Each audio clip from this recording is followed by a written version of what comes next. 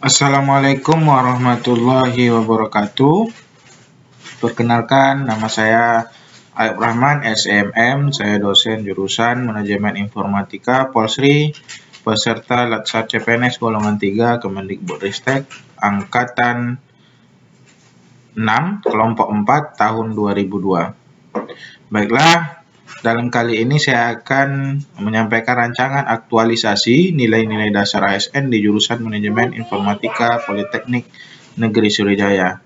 Adapun judul yang akan saya sampaikan adalah pengembangan RPS dan bahan ajar praktikum modul mata kuliah kewirausahaan di program studi Manajemen Informatika. Baiklah, terima kasih yang tak terhingga saya ucapkan kepada penguji yang telah bersedia meluangkan waktunya untuk menguji saya, dan juga mentor yang sudah membimbing saya bertekulumus untuk mensukseskan acara ini, dan juga coach yang sudah membimbing saya juga beberapa kali pertemuan. Coach yang sangat luar biasa sekali, coach yang semangat ya dalam membimbing kami. Selanjutnya, tugas dan fungsi unit kerja. Tugas dan fungsi unit kerja itu ya pertama adalah Permen 2020 tentang organisasi tata kerja Politeknik Negeri Sriwijaya memiliki tugas menyelenggarakan pendidikan vokasi dalam berbagai rumpun ilmu, pengetahuan, atau teknologi jika memenuhi syarat dapat menjalankan pendidikan profesi serta menjalankan fungsi. Yang pertama, pengembangan pendidikan tinggi vokasi profesi. Yang kedua, pendidikan untuk pengembangan iptek.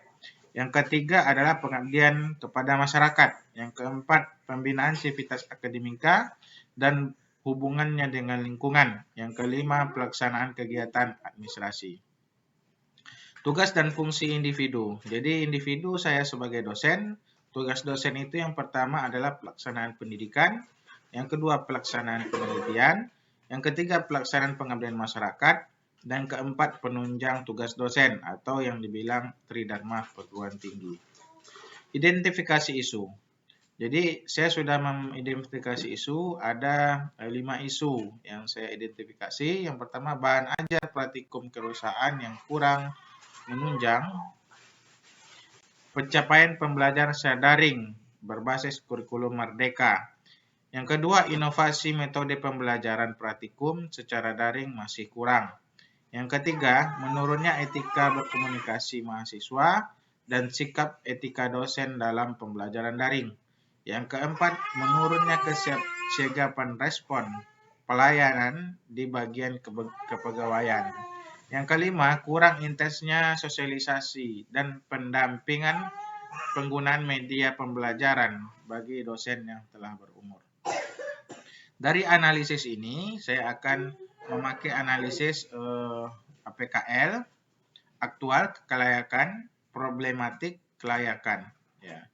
Di sini ada 3 isu yang memenuhi syarat. Isu yang pertama, isu yang kedua, dan isu yang keempat. Dari 3 isu yang memenuhi syarat, saya saring lagi pada analisis memakai analisis USG, yaitu maka yang tertinggi dari isu itu adalah yang pertama. Isu yang pertama yaitu bahan ajar praktikum kewirausahaan yang kurang menunjang pencapaian pembelajaran secara daring berbasis kurikulum merdeka. Baik, ini saya akan sampaikan diagram fishbone-nya. Bahan ajar praktikum kewirausahaan yang kurang menunjang pencapaian pembelajaran secara daring dan luring berbasis kurikulum merdeka. Untuk splashnya itu tidak adanya panduan yang valid mengenai penyusunan bahan ajar praktikum, terbatasnya dukungan sumber daya dalam penyusunan bahan ajar praktikum di prodi, belum adanya evaluasi mengenai bahan ajar praktikum. Selanjutnya, ketergantungan dosen untuk surrounding, ketergantungan dosen menggunakan bahan ajar praktikum model lama, beban kerja dosen yang banyak sehingga waktu untuk pengembangan bahan ajar juga terkendala. Tidak ada, untuk sistem tidak adanya panduan yang valid mengenai penyusunan bahan ajar praktikum, belum adanya aturan kewajiban dosen menyediakan bahan ajar sebelum perkuliahan semester dimulai. Yang ketiga, minimnya kegiatan workshop, pelatihan yang berkaitan dengan bahan ajar daring.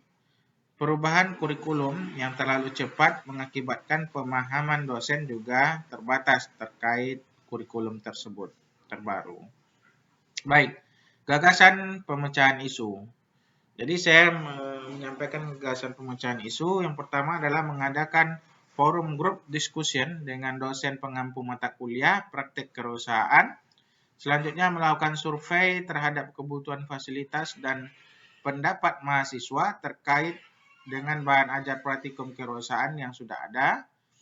Selanjutnya mengadakan forum group diskusi dengan pakar kurikulum Merdeka. Selanjutnya melakukan identifikasi terkait bahan ajar yang sudah ada, melakukan validasi bahan ajar kepada pihak yang berkompeten di bidangnya. Yang terakhir adalah implementasi bahan ajar pada proses pembelajaran. Ini saya akan menyampaikan rencana kegiatan dan jadwal aktualisasi. Pada tanggal 22 sampai 26 Juli saya akan melaksanakan FGD dengan dosen-dosen pengampu dan pihak terkait. Pada tanggal 27 Juli sampai 4 Agustus 2002 akan membuat RPS bahan ajar modul praktikum mata kuliah kewirausahaan. Pada tanggal 8 sampai dengan 19 Agustus 2002 melakukan implementasi bahan ajar pada proses pembelajaran. Yang keempat adalah melakukan evaluasi pada tanggal 22 Agustus sampai dengan 2 September 2022. Dan dampak pemecahan isu ini ada beberapa stakeholder yang bermanfaat. Yang pertama bagi individu atau dosen. Dengan adanya pengembangan RPS dan bahan ajar sesuai kurikulum Merdeka, materi ajar akan disampaikan dapat disiapkan dengan baik dan sistematis sehingga pembelajaran lebih optimal.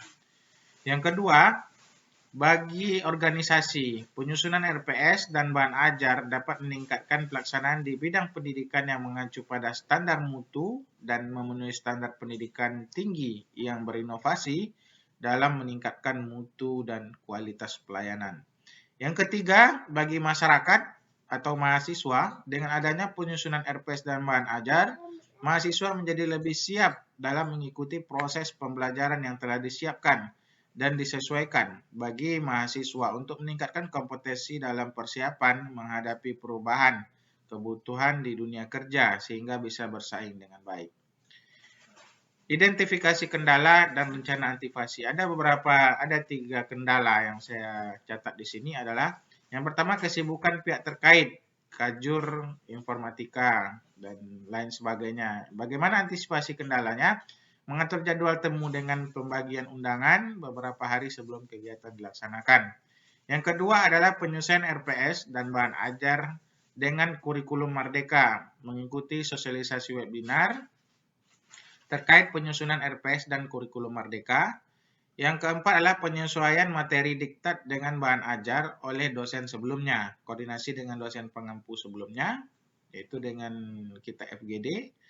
Kesibukan penulis dalam persiapan tahun ajaran baru, mengatur jadwal dan berkoordinasi dengan rekan sesama dosen. Baik, mungkin itu saja yang dapat saya sampaikan. Terima kasih.